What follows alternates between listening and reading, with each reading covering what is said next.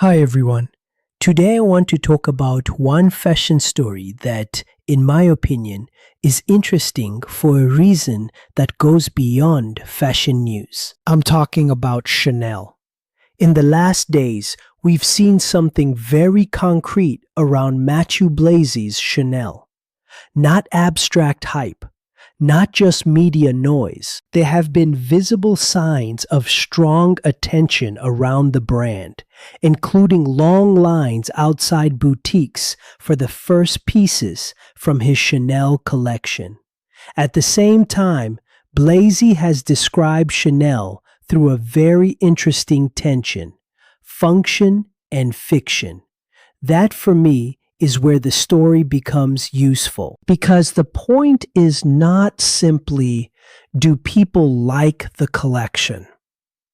The more interesting question is, why does this shift feel relevant now? I think Chanel is reminding us of something very simple. A strong brand does not live only on history. It lives on its ability to make that history feel present. That's the point. Not louder, not younger just for the sake of being younger, not shocking. Present. From what we can see, Blazy is not trying to erase Chanel. He is not doing a revolution against the house. He seems to be doing something more intelligent than that. He is trying to refresh the way Chanel is perceived without breaking what makes Chanel recognizable in the first place. And honestly, this is bigger than Chanel. Because if you look at the luxury market right now, the environment is not easy. This is not a moment where brands can simply relax and live on reputation. This is why I think the Chanel story is worth discussing. Not because it proves some final truth. It doesn't. We do not have a full economic conclusion yet. We do not know the long-term result. And I think it's important to say that clearly. But we do have signals.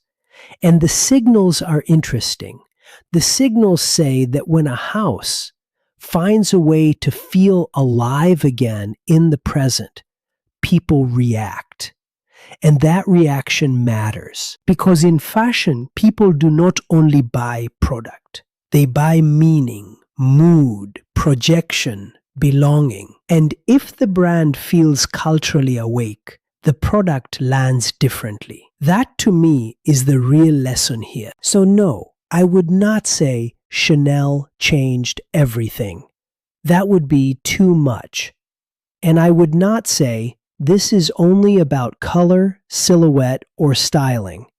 That would be too little. What I would say is this: Chanel seems to be showing that, even for the most established brands, relevance has to be renewed. Not invented from zero, renewed. And this is where the conversation becomes useful for everyone else.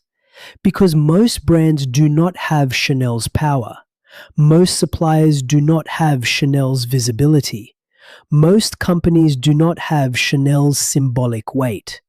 So if even a giant like Chanel needs to make its identity feel current again, what does that mean for everybody else? It means that product quality alone is not enough.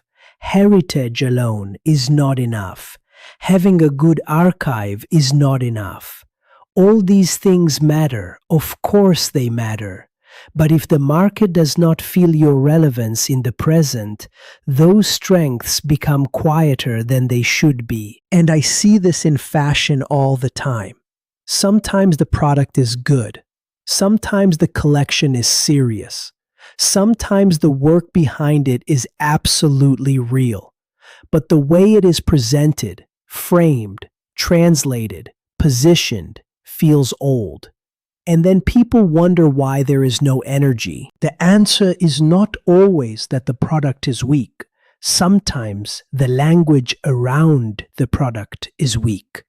That is why I find this Chanel moment interesting, because it is not just a luxury story. It is a reminder that identity is not repetition. Identity is continuity with movement. And I think many brands get this wrong.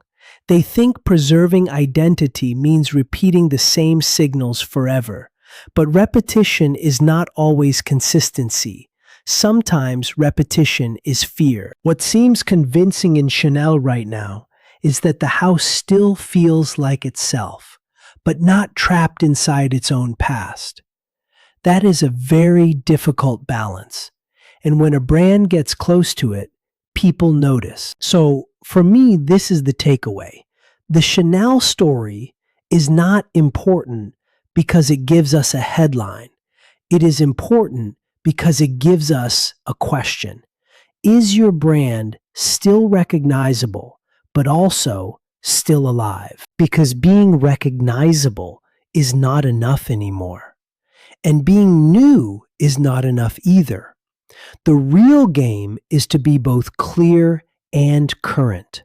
That is what I see in this story. Not a fairy tale, not a miracle, not a final verdict. Just a very concrete signal from the market. And honestly, I think that signal is worth paying attention to. See you next time.